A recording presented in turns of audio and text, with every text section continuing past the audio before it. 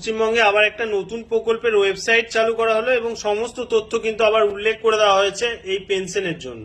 Widow pension scheme অর্থাৎ বিধবা ভাতার যে স্কিমটা ছিল সেই স্কিমে যে সমস্ত মানুষের নাম নথিভুক্ত আছে সেই সমস্ত মানুষদের কি করতে হবে এবং যারা আবার নতুন নাম নথিভুক্ত করতে যায় তাদের জন্য আবার কি করতে হবে আলোচনা কিন্তু এই ভিডিওর মাধ্যমে করে দিচ্ছি।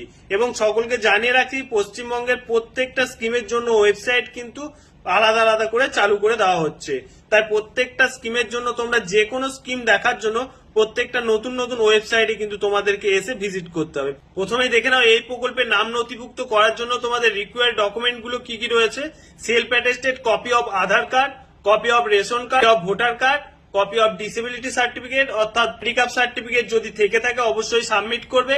Copy of income certificate, income certificate তোমরা পঞ্চায়েত অথবা পৌরসভার যে কোনো জায়গা থেকে তোমরা কালেক্ট করতে পারবে। তুমি যদি পঞ্চায়েতের বাসিন্দা হও অবশ্যই পঞ্চায়েত থেকে কালেক্ট করবে, যদি পৌরসভার বাসিন্দা হও অবশ্যই পৌরসভা থেকে কালেক্ট করবে। অবশ্যই এখন ইনকাম সার্টিফিকেট কিন্তু অনলাইন করে দেওয়া হয়েছে, তোমরা যদি পারো তো অনলাইনেও আবেদন করে নিতে পারবে। এরপর next copy of husband death certificate, হাজবেন্ডের ডেথ সার্টিফিকেট অবশ্যই সাবমিট করতে হবে। তার সাথে সাথে copy of bank passbook, nomination form এবং তার সাথে সাথে recent passport size photograph. Nomination ফর্মটা তোমরা কোথায় পাবে? পঞ্চায়েত এলাকার হলে পঞ্চায়েত থেকে তোমরা নমিনেশন ফর্মটা পাবে এবং পৌরসভার এলাকা হলে পৌরসভা থেকে তোমরা নমিনেশন ফর্মটা কালেক্ট করতে পারবে। নেক্সট তোমাদের স্টেপ টু অ্যাপ্লাই দেখে নাও।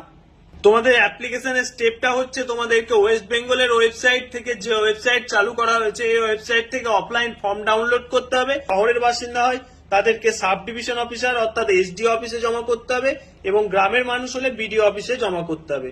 তোমাদেরকে উপরের যে ফর্মগুলোর সাথে সাথে যে ডকুমেন্টস গুলো উল্লেখ করলাম এই যে ডকুমেন্টস গুলো অবশ্যই অ্যাটাচ করতে হবে। এই ডকুমেন্টস গুলো অ্যাটাচ করার পর গ্রামের মানুষ হলে তাদেরকে বিডিও অফিসে জমা করতে হবে, শহরের মানুষ হলে এসডিও অফিসে তোমাদেরকে জমা করে আসতে হবে। এখানে তোমাদের নতুন ওয়েবসাইট চালু করা হয়েছে যেখানে তোমাদের অফলাইন ফর্মটাও পাওয়া যাচ্ছে।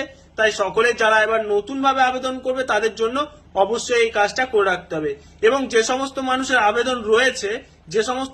আবেদন রয়েছে তাদের জন্য বলে রাখি, তাদেরকে কিন্তু ব্যাংকের অ্যাকাউন্টের সাথে ডিবিটি অবশ্যই লিঙ্ক করিয়ে রাখতে হবে এই অনুদান পাওয়ার জন্য। এবার কথা হচ্ছে ডিবিটি কি সেই ব্যাংকেই করতে হবে? ডিবিটি তোমরা যে কোনো ব্যাংকে করতে পারো, সেই ব্যাংকেই কিন্তু তোমাদের এই পেনশনের যে স্কিমটা রয়েছে সেই স্কিমটার অনুদান তোমাদের ঢুকে যাবে।